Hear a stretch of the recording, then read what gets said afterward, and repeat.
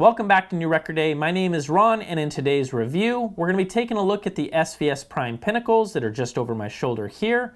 So, if you are brand new to the channel and you consider yourself a music junkie, hi-fi enthusiast, or audiophile, make sure you hit the subscribe button and welcome home. This is the place you want to be. Trust me, we talk about anything and everything hi-fi related, and I hope you enjoy the stay. Now, just so you know, we have already done a complete and total teardown of the Prime Pinnacles, and if you haven't watched that video, I would encourage you to do so. I'll go ahead and leave a link to it in the description down below or the card up above me. And last but not least, this is a review, so this is your disclaimer.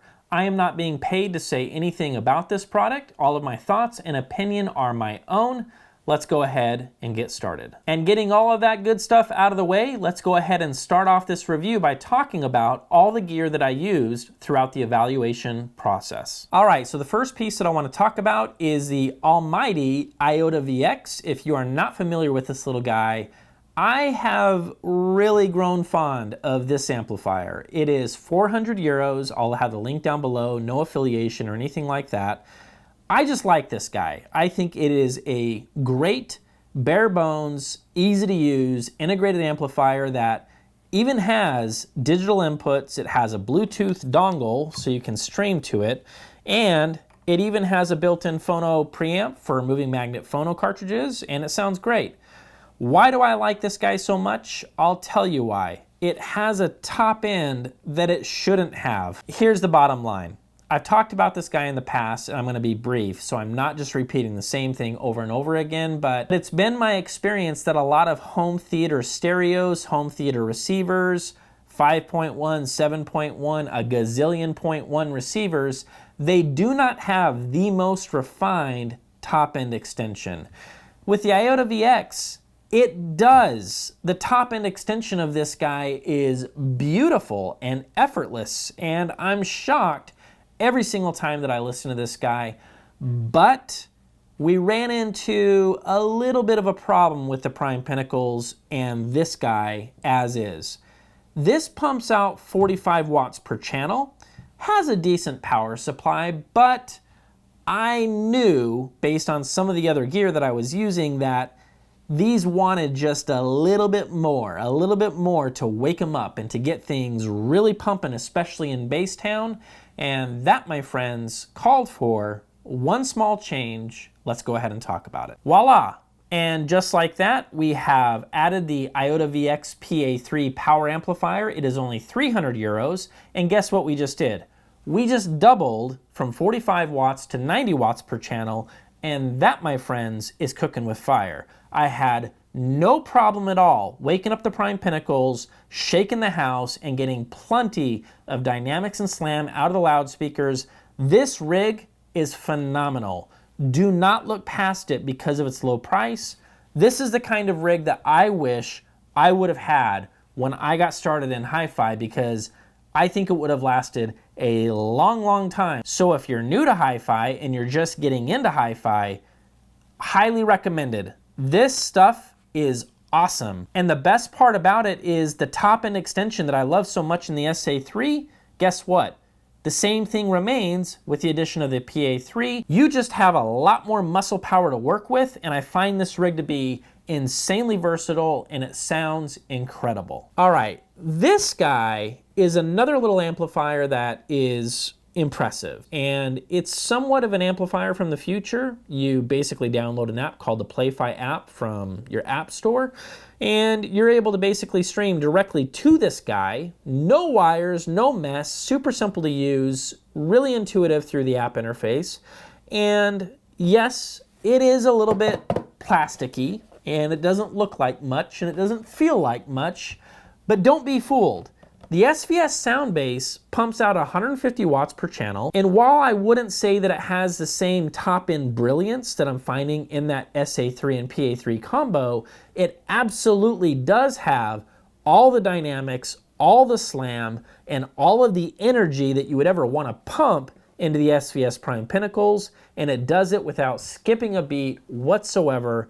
This is a great option, and best of all, it's only 500 bucks. And last but not least, and this might not be a surprise because I've mentioned the NAD M10 quite a few times, This guy is amazing, and if you haven't watched my review of the NAD M10, I would encourage you to check it out.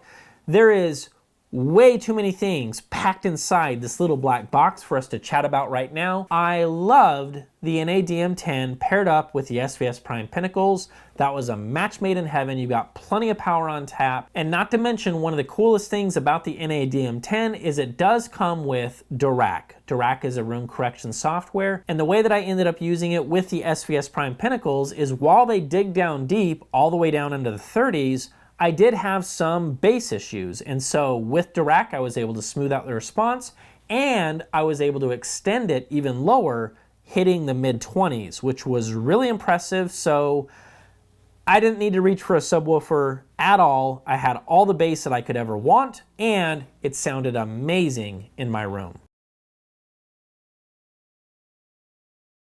My son, Elliot, has been waking up at 5:30 in the morning, so cheers, hashtag dad life. I'm a little tired here. All right, so the truth is I woke up this morning and I started editing everything that I had to say about the Prime Pinnacles and was cleaning things up. And when I got to the listening impressions, I decided, no, not really happy with it. And it's not that I said anything wrong. I just realized that as I went from top end extension to upper mid-range to mid-range, I was pretty much saying the same thing over and over again. And the reality is, I don't want to waste your time. And so I decided, you know what? Let's go ahead, fire up the camera and do this again. And let's just do this in one take because this is going to be pretty easy. The top end extension of the Prime Pinnacles and shortly following the top end extension, moving into upper mid-range and mid-range with the Prime Pinnacles, these speakers are surprisingly smooth. And I didn't see that coming. I remember the very first time that I plopped these down, which was actually quite a while ago, I thought to myself, these don't sound like the Ultras. And that was interesting. It was interesting to take note that right out of the gates, we have a different animal on our hands. And I'm going to be honest with you, I actually appreciate it. So what do I mean? And I think this is important. This is the right question to ask is, what do you mean by smooth? What does that actually mean? Is that the same thing as saying that the speaker is warm? The answer to that question is no. Two different things, so let's talk about it. When I think of a smooth sounding speaker, what I'm talking about is as a speaker is playing back music, movies, so on and so forth. In my case, let's get real, not much movies, more music. It's going to be presenting detail, and that detail can often have sharp edges. Now, that's not necessarily a bad thing if the music was recorded really well and those sharp edges are great little details, little nuggets of information that you want to be listening to. But when the music is not recorded well and those sharp edges are more like daggers and can hurt your ears, well, nobody likes that. So for me, when I describe a smooth sounding loudspeaker, those edges, good and bad, they're a little bit rounded. Everything just has kind of a chill presentation. So you might ask, how is that different than a warm speaker?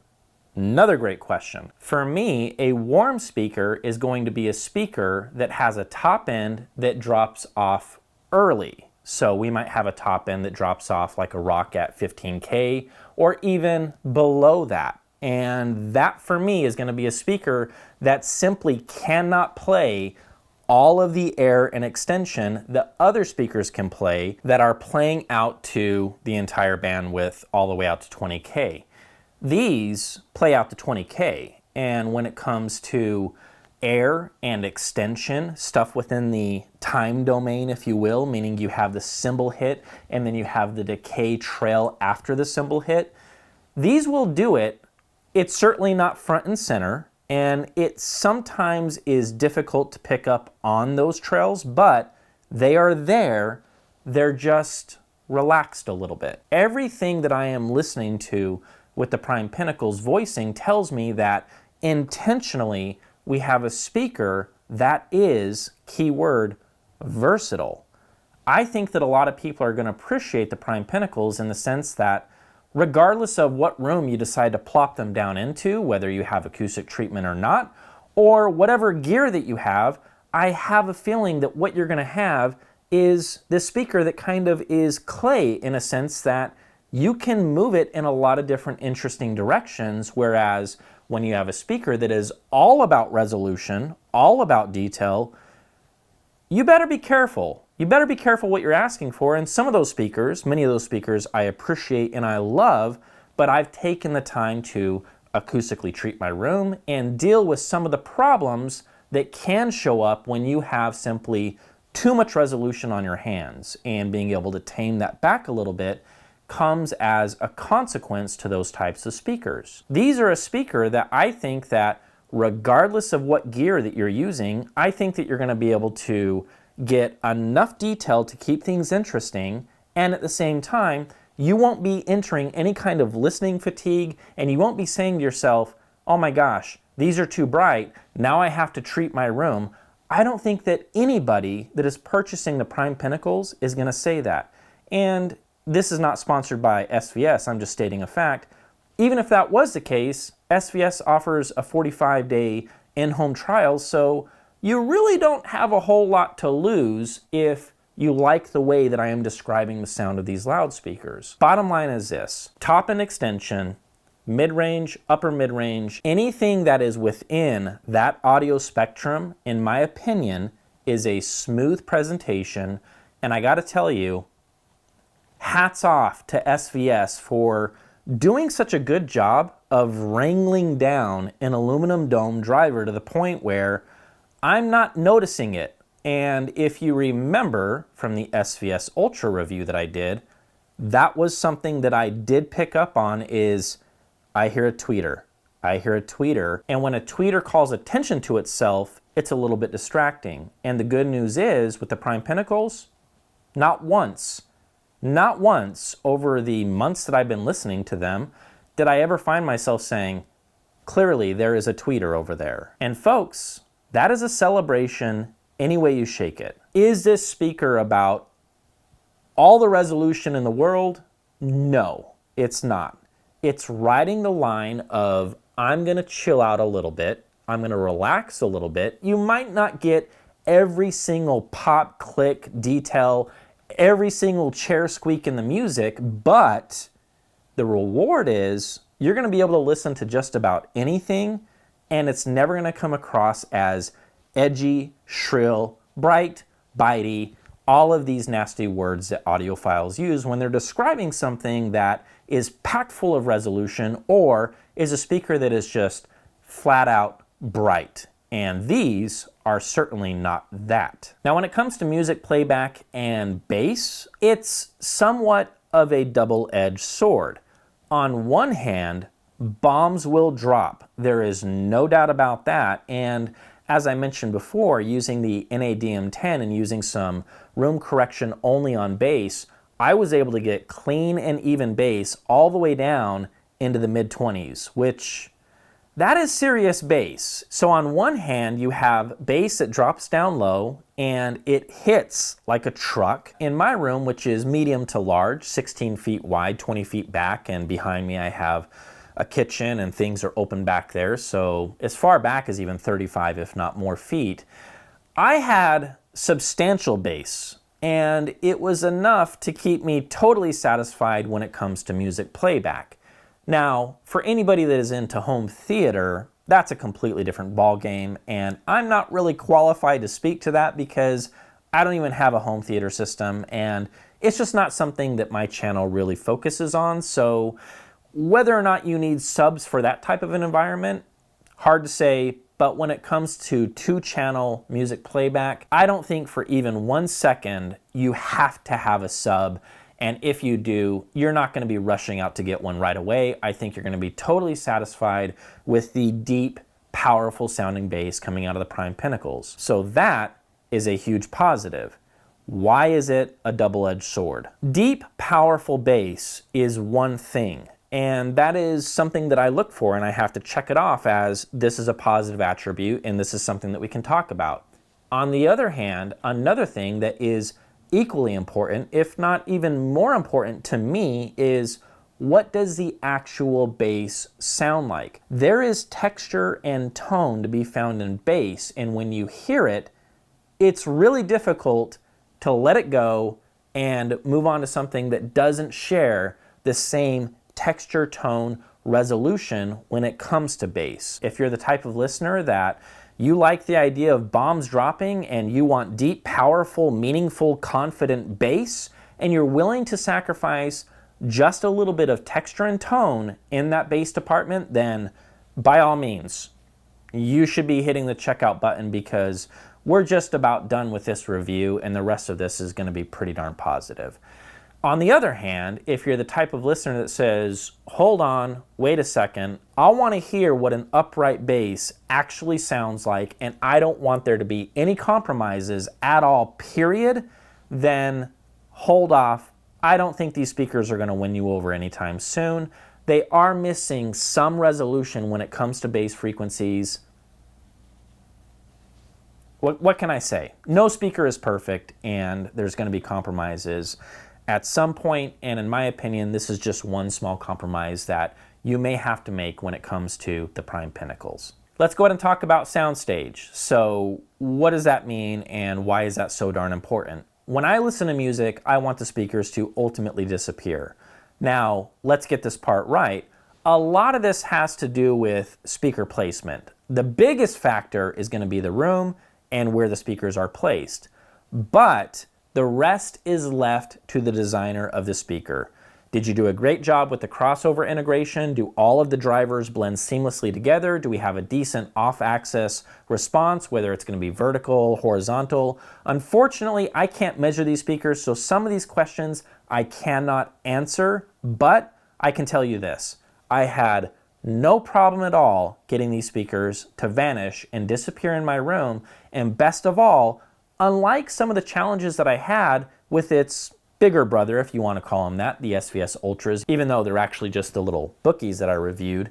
Either way, with those, the tweeters called attention to themselves, and with the SVS Prime Pinnacles, not once did that happen. So what I was left with was a speaker that lended itself to just letting go, vanishing into the room, and what I was left with is a performance in the room. And that, my friends, is what I'm looking for when I'm listening to a loudspeaker, and I think that it is a huge success on the part of SVS, so hats off to the guys that did the voicing for the SVS Prime Pinnacle.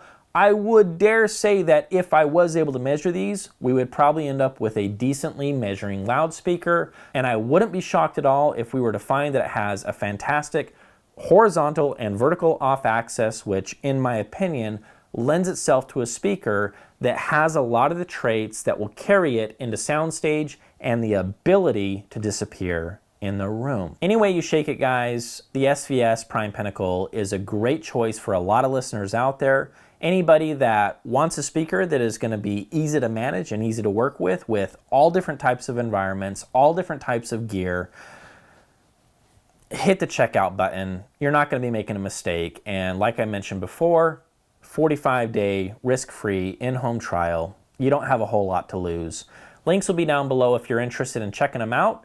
And SVS, thank you so much. I certainly do appreciate it. And for all of you guys, we'll see you in the next video.